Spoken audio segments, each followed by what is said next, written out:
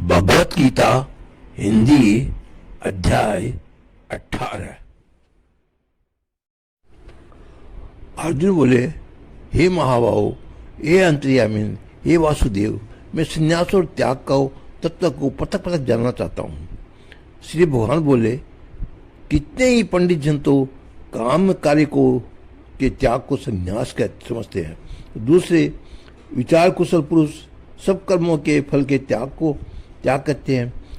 कुछ एक विद्वान ऐसा कहते हैं कि कर्म मात्र दोष युक्त है, इसलिए त्यागने के योग्य है, और दूसरे विद्वान ये कहते हैं कि यज्ञ दान और तपरूप कर्म त्यागने योग्य नहीं है। निषिद्ध और काम्य कर्मों का तो स्वरूप से त्याग करना उचित है, परंतु नियत कर्म का स्वरूप से त्याग उचित नहीं है, इसलिए मोह के कारण उसका त्याग कर देना तामस त्याग आ गया है। जो कुछ कर्म है वह सब दुख रूप ही है, ऐसा समझकर यदि कोई शारीरिक क्लेश से कि भय से कर्तव्य कर्मों का त्याग कर दे तो ऐसा राजस त्याग करके त्याग के फल को किसी प्रकार भी प्राप्त नहीं कर पाता। ये अर्जुन, जो शास्त्र विहित कर्म करना कर्तव्य है, इसी भाग से आसक्ति और फल का त्याग करके किया जाता है, वही सात्विक त्याग माना जाता है। जो मनुष्य अकुशल कर्म से द्वेष नहीं करता और कुशल कर्म में आसक्त नहीं होता, वह शुद्ध सत्व गुण से युक्त पुरुष संशय रहित विद्वान और सच्चा त्यागी है। क्योंकि शरीरधारी किसी भी मनुष्य के द्वारा संपूर्णतया से सब कर्मों का त्याग किया जाना शक्य नहीं है, इसलिए जो कर्म फल का त्यागी है वही त्यागी है, ये कहा जाता है।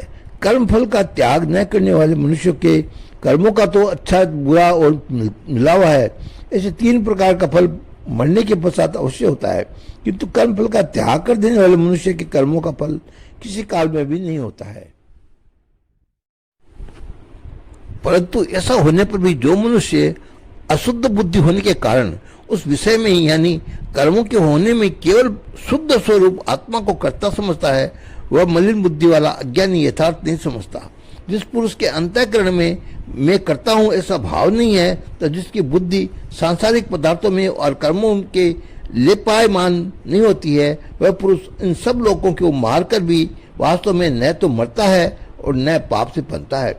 ज्ञाता, ज्ञान और ज्ञेय ये तीन प्रकार के कर्म प्रेरणा है, और कर्ता, कर्ण तथा क्रिया ये तीन प्रकार का कर्म संग्रह है।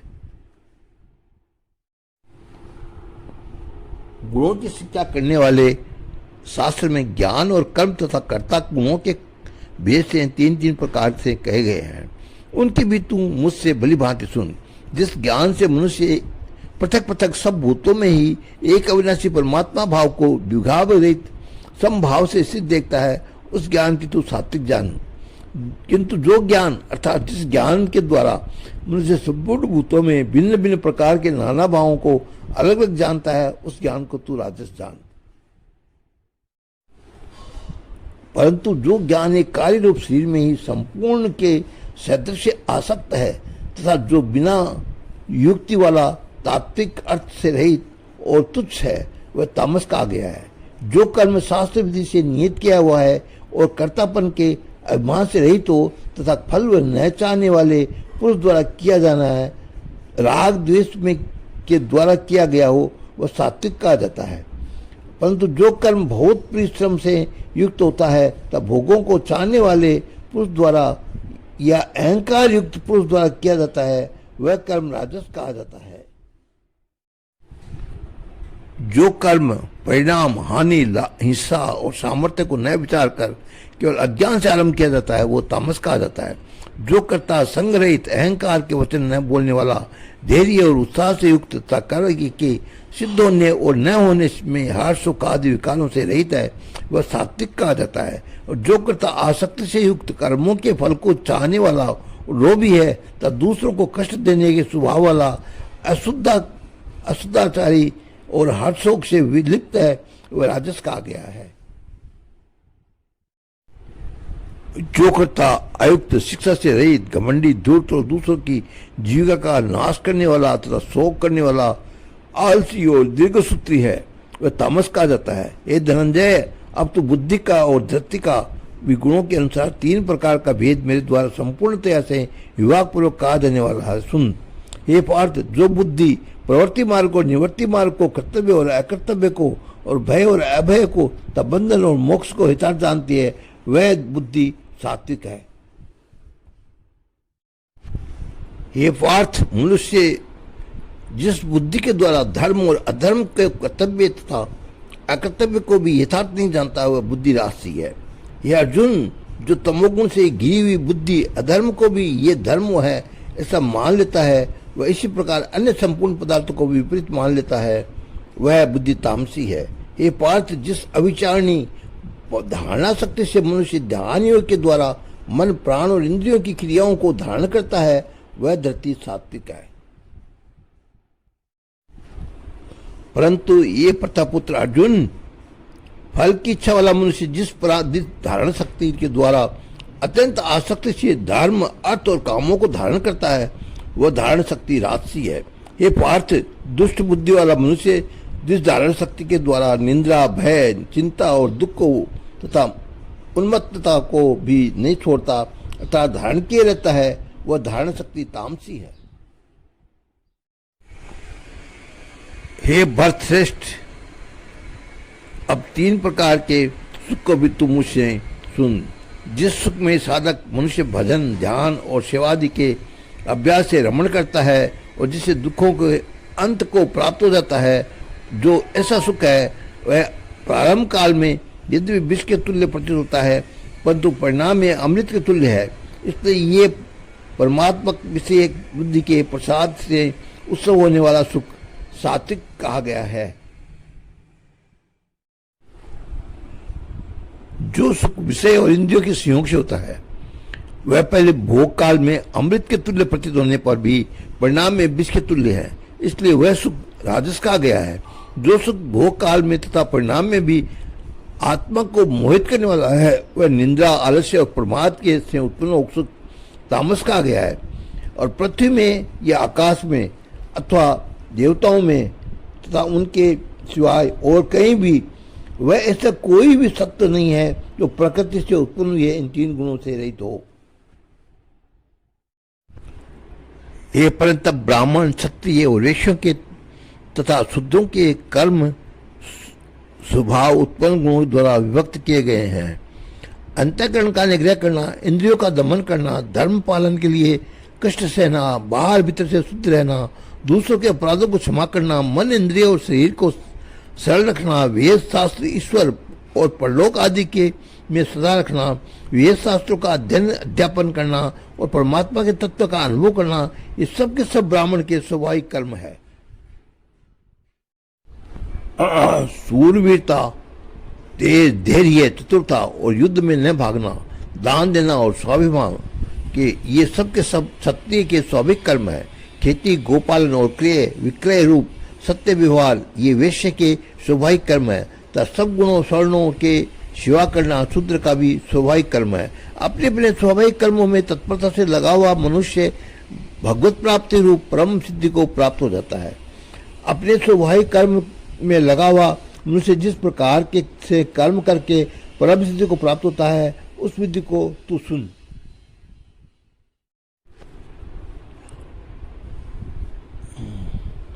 जिस परमेश्वर से संपूर्ण प्राणियों की उत्पत्ति हुई और जिससे ये समस्त जगत व्याप्त है, उस परमेश्वर की अपने स्वाभाविक कर्मों द्वारा पूजा करके मनुष्य परम सिद्धि को प्राप्त हो जाता है।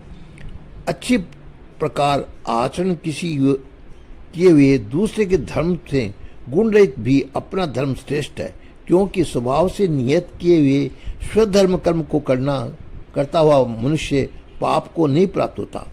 अतएव हे कुंती पुत्र, दोष युक्त होने पर भी सहज कर्म को नहीं त्यागना चाहिए, क्योंकि धुएं में अग्नि की भांति सभी कर्म किसी न किसी दोष से युक्त है।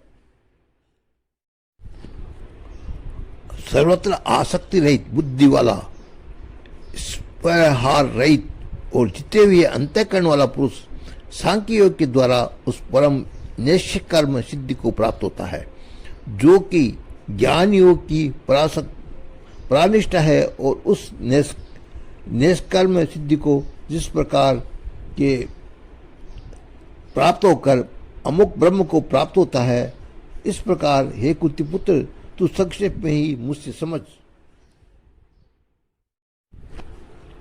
विशुद्ध शुद्ध से युक्त तथा हल्का सात्विक और नियमित भोजन करने वाला, शब्दादि विषयों का त्याग करके एकांत और शुद्ध देश का सेवन करने वाला, सात्विक धारण शक्ति के द्वारा अंतःकरण और इंद्रियों का संयम करके मन, वाणी और शरीर को वश में कर लेने वाला तथा अहंकार, बल, घमंड, काम, क्रोध और परिग्रह का त्याग करके निरंतर ध्यान योग के परायण रहने वाला, ममता रहित और शांति युक्त पुरुष सच्चिदानंद घन ब्रह्म में अविभाव से स्थित होने का पात्र होता है। विशुद्ध शुद्ध से युक्त तथा हल्का सात्विक और नियमित भोजन करने वाला, शब्दादि विषयों का त्याग करके एकांत तौर शुद्ध देश का सेवन करने वाला, सात्विक परम धारण शक्ति के द्वारा अंतःकरण और इंद्रियों का संयम करके मन, वाणी और शरीर को बस में कर लेने वाला तथा अहंकार, बल, घमंड, काम, क्रोध और परिग्रह का त्याग करके निरंतर ध्यान योग के स्मरण रहने वाला, ममता रहित और शांति युक्त पुरुष सच्चिदानंद घन ब्रह्म के अभिन्न भाव से स्थित होने का पात्र होता है। सब कर्मों का मन से मुझ में अर्पण करके और संबुद्धि योग के अवलंबन करके मेरे प्राणायाम और नियंत्रण मुझ में चित्त वाला हो। उपयुक्त प्रकाश में मुझ में चित्त वाला होकर तो मेरी कृपा से समस्त संकटों को अनायास ही पार कर जाएगा। और यदि अहंकार के कारण मेरे वचनों को न सुनेगा तो नष्ट हो जाएगा और अर्थात परमार्थ से भ्रष्ट हो जाएगा। और तो जो तू अहंकार का आश्रय न लेकर ये काम कर रहा है, ये बुद्ध नहीं कहेगा तो तेरा ये निश्चय विचार है, क्योंकि मेरा स्वभाव तुझे जबरदस्ती युद्ध में लगा देगा।